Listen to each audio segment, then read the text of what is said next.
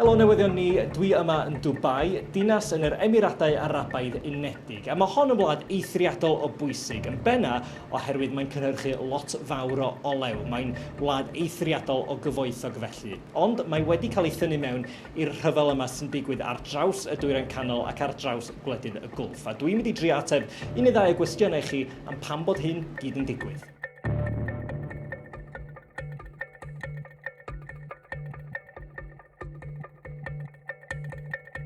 Mae Iran wedi bod yn elyn mawr i'r Unol Daleithiau a hefyd Israel ers blynyddoedd maith. Un o'r prif resymau dros hynny ydy mae'r Unol Daleithiau yn credu bod Iran yn trio creu arfau niwclear, ond mae Iran wastad wedi gwadu hynny.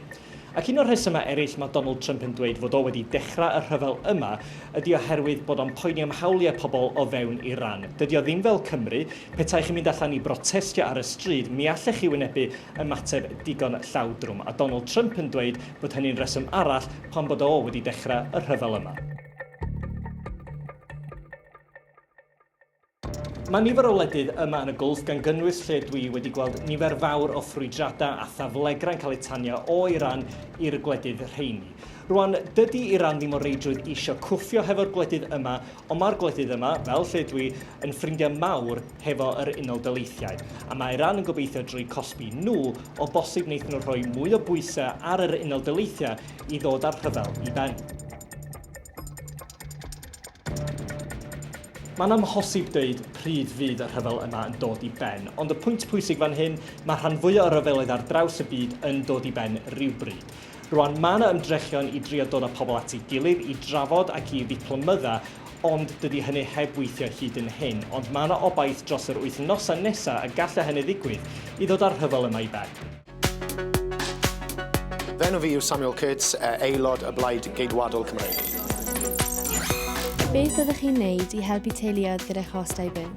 Torri treth incwm, bydd hwnnw'n rhoi 450 ceiniog ellchwanegol mewn i pocedau teuluoedd bobl Cymru. Mae hwnnw'n holl bwysig fel ceidwadwyr, achos ni'n credu bod bobl yn well i gwario ei arian na'r llywodraeth. Felly, mwy o arian mewn pocedi bobl sydd yn gweithio yng Nghymru yn holl bwysig.